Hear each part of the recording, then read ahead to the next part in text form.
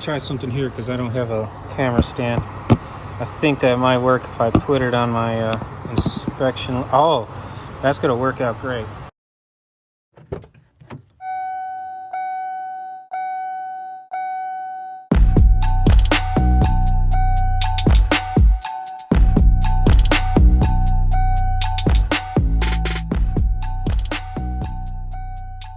Alright folks, I'm going to bring you along with this Crosstrek here.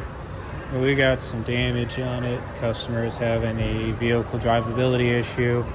And of course they say the damage, the accident was not related to the drivability issue now of the vehicle. Because this happened 5 months later, in no way could this marinate and cause a problem later. Now, I already did an all scan. Didn't have anything good to show for it except for all the problems with the current check engine lights that the customer is having here because of the accident. You know, they got SRVD problems and ADAS problems. I also want to note that this vehicle does idle very, very high. Okay, this vehicle should be idling comfortably at about low 700s, 750 max. That's with everything off. But it's idling in the high 800s. I don't like that. Now we're going to look at our manifold and analog gauge. And we can barely pull 15 inches of mercury. Here in San Antonio, we should be at a comfortable 18 with this engine at idle. Hey, we're back in the cabin. The engine's idling. A little high because it has to warm up again. That's okay. So I got the gauge here, a big long hose. If I increase my engine speed to 2,000, 3,000, okay, good vacuum. I'm not building pressure, not building back pressure. I don't have a restricted exhaust. That's all I need to know. If that would have climbed, yeah, I'd be looking at my exhaust. So let's experiment with the top end. Now let's do the exciting thing and start talking about our PID data. Now, I understand that PID data is not for everyone, so if you just want to jump ahead to the next part of the repair, just go ahead right there and jump to that time. For the rest of you, thanks for sticking it out. I'm going to try and keep this fun and exciting, but honestly, we're going to have to do some math, and I'll explain how the math works. The interface tool that I'm data logging with is the Subaru Select Monitor 4. It is what the dealership uses. So I'm just going to briefly just highlight what's going on with my interfaces so you can play along. First off is, let's talk about the pink vertical line, and I'll highlight it right here. Everything on that pink line corresponds to this list of PIDs that I'm monitoring over here. These PIDs over here that have a red G, those are just indicating that they're being graphed out. So I only have 3 of my selected PIDs being graphed out, but I can still monitor the values of the other information. One of the PIDs that I'm missing that I should have been data logging was my baro. And my baro was 14 psi. When data logging intake manifold information, it is important to data log your baro. And I'm going to explain why in a simple equation and how it can skew all the measurements for your ECM and cause some engine problems. So barometric pressure, and we'll call it baro for short, is actually your manifold absolute pressure minus manifold vacuum. Pretty cool. I also want to point out that it is important to make sure that your units of measurement are the same. So my baro is being data logged potentially at 14 psi, and my manifold absolute pressure is also being data logged in psi. They need to be data logged in the same unit of measurement so that I can do an easy conversion. I want to know what the intake manifold vacuum is. And to do that, I'm just going to do some simple algebra and change the order of operation of this equation. I need to get the vacuum to this side of the equation and get it all by itself and I want the barrel on this side of the equation. Keep in mind, when we're moving variables from one side of the equal sign to the other side of the equal sign, they're going to change from negative to positive and positive to negative. Let's just rewrite it really quick. Vacuum equals manifold absolute pressure minus barrel. For now on, when we're looking at our manifold absolute pressure, we're going to do this equation really quick so that I can verify what my intake manifold pressure is. And when I look at my analog gauge, I can see that they're the same. And if they're not the same, then I can go down another discovery path. With the formula rewritten at the top, let's go ahead and do an example. At this interval on my pink line at 7.98 seconds, my manifold absolute pressure is 5.1 psi.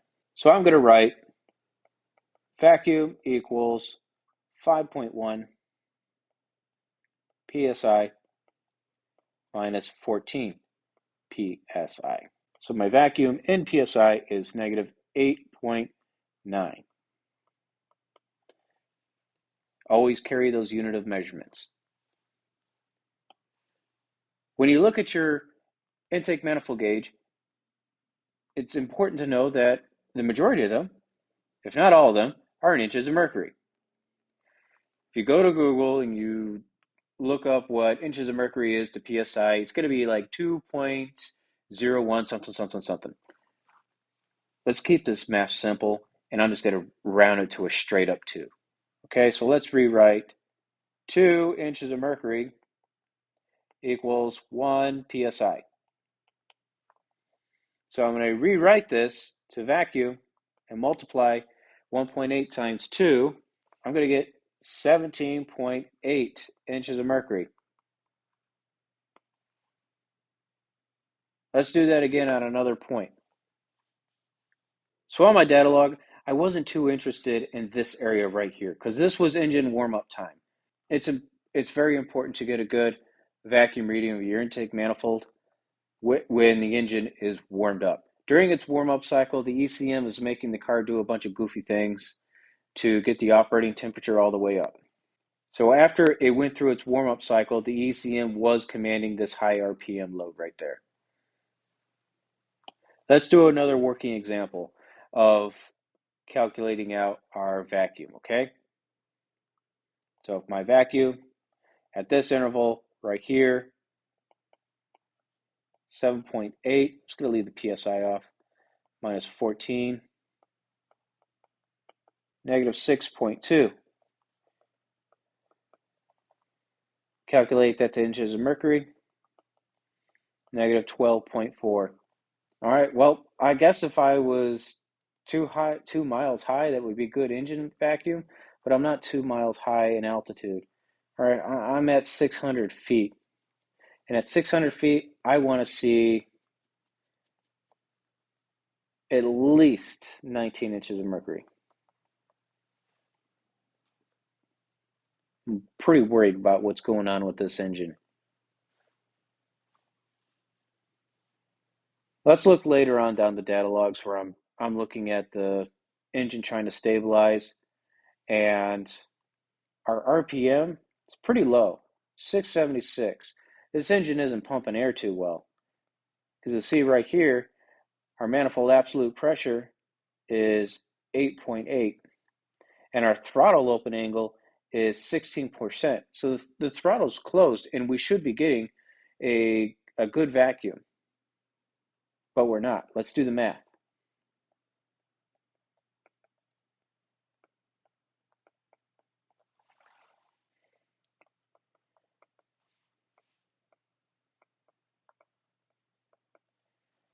And change it to inches of mercury.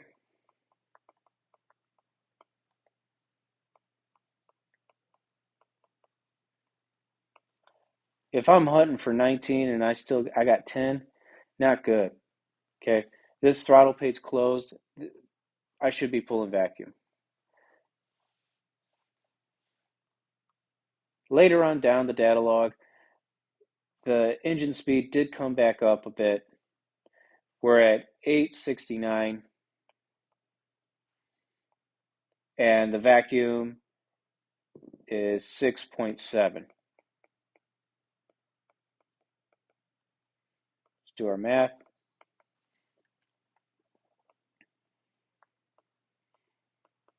Negative 7.3 psi. And convert that over.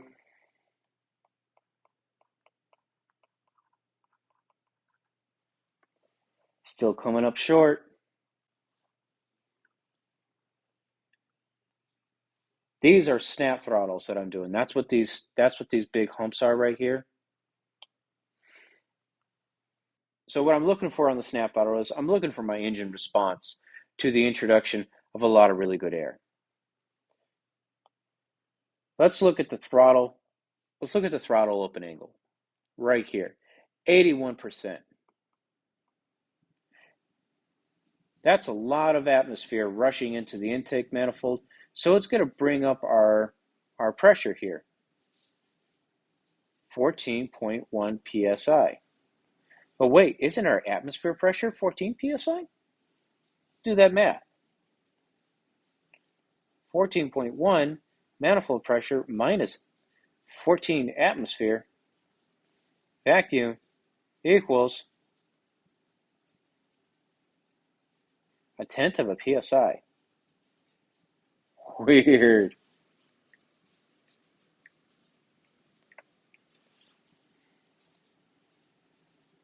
I have positive pressure in my intake manifold.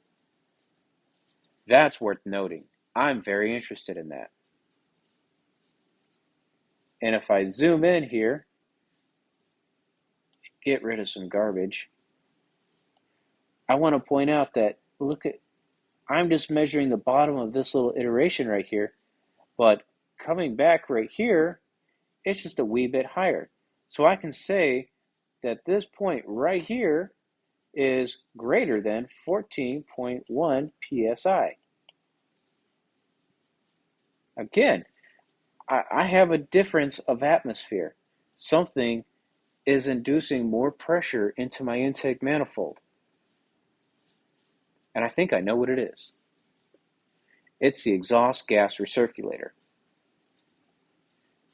So if I have combustion gas getting leaked into my intake manifold, then that would explain where this positive atmosphere is coming from. Furthermore, that would explain why this engine is not responding too well to a snap throttle. Look at my RPM curve. It is really sloppy. It's not responding at all. That RPM should just skyrocket when I snap throttle, and it doesn't. Because exhaust gas is inert. It doesn't want to combust. There's no oxygen in it. It's all burnt up. Okay, that's like trying to run with your shoes tied. And we can see it again in this hump right here. 13.9. No RPM spike. Let's take off that EGR and take a peek at it. I bet that the EGR valve is hung open with some carbon. It's a big plague of these DIT engines, carbon. And the only way to deter carbon buildup in the intake manifold is to get the top engine cleaning services on your vehicle annually or every 20,000 miles and make sure that you're running top tier gas. You got to be wary of these non-top tier gas stations because they're not running the good detergents and it could be diluted with a little bit more ethanol. Okay, we went ahead and got the EGR out. It's actually located right here underneath the plenum. It's not that hard if you got the right tools. Just need some sneaky 12s. But what we do is we take the exhaust recirculator pipe off, get under there with some sneaky 12s, and you pull this sucker out.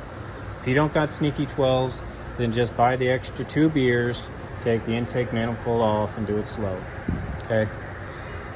But made the right call. And let's get some better light. Focus. If you can see in this light, I'll probably have to get it stood up. You see the shadow? Look at the valve. See the circle valve? Look at the bottom. There's that cast Okay, that carbon is holding the valve open. Let's see if we can see it through that hole. Probably not. Flashlight.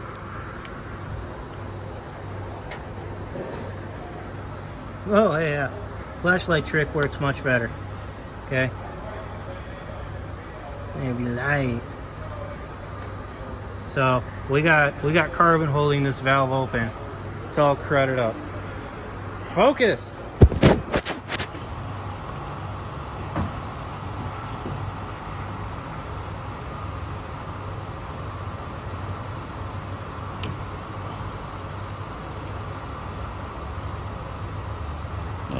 Disassembling these Subaru ones, not that hard. Just keep your bits and pieces straight.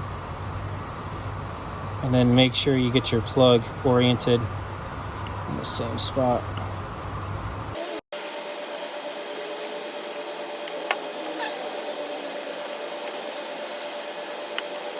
Okay, that's our stepper motor right there. That's the expensive part. Now I can actuate this valve. And look at all the stuff that's already fallen out. And it's closed. That's all I needed to really do. Now that is as far as this assembly is going to go, because this is crimped on, and there's going to be no way to disassemble this keeper on this valve assembly. But it's not going to stop me from just getting in there with some soft brushes and some carbon cleaner and let this thing just soak overnight. Everything is cleaned up beautifully.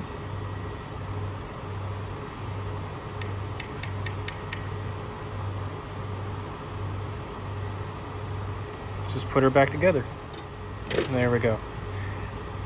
Okay, so now I want to point out a pro tip here. If you wanted to test this electronically to open and close, you need to use what's called a bidirectional scan tool. Plug it into the harness, and you want to go to bidirectional support under the engine computer and command this to open and close. Do not try and open and close it through here, because you'll burn up the motor. This is just a stepper motor, okay? It opens and closes on sequences. So trust me, just don't do it. Let's start doing our post checks right now. The engine's been idling now for about a couple of minutes, so it should be warm enough. And look at the vacuum. Dramatic change. Before we were at 10 inches, now we're pulling 20 inches of mercury. That's amazing. The idle is just a touch higher than what I wanted, but this could also be a timing issue. Maybe that one of the sprockets is just a hairline advanced than what it needs to be. This car's got front end and rear end collision, and I'm not diagnosing that. Customer just wanted this other more pertinent problem fixed. It's idling just a touch higher than what I wanted at 820. Like I said before, with all engine loads off, I like to see these cars idling at about the 750, 780. Again, front end accident. Who knows what other anomalies are hiding in this car.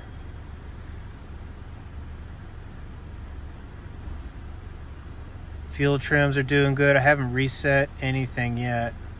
Let's get my mass airflow going. I really do like my mass airflow now. It is hiding, or it's staying stable at the 2.5 grams.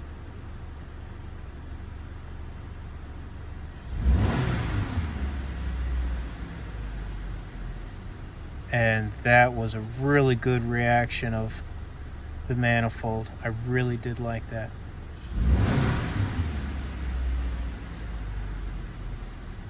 Much smoother, and it recovers much better too. A little bit too much rev hunting right here though.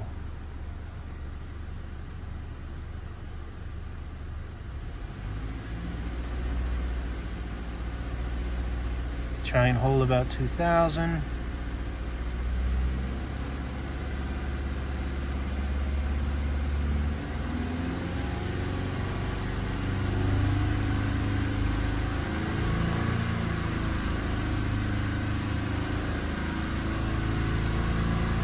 Fantastic.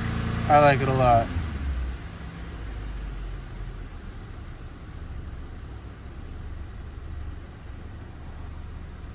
I just don't like that. How it wants to come back and come back. That can just be more carbon buildup that's in these valves. This car could still need a tune-up. It's at 60,000 miles. There's a lot of things I could tell this customer about, but right now his main concern is fixed. He's happy, I'm happy. So we did the fix. We cleaned everything up. We put the EGR back on. Dang, this is some really, really good snap throttle response. My RPM is chasing that in Russia air, and that's exactly what I want to see. It's beautiful. And it does it again. And now let's look at my idle. So engine's idling at 800 RPM, and I got 4.1 PSI. Vacuum equals 4.1 PSI minus atmosphere PSI.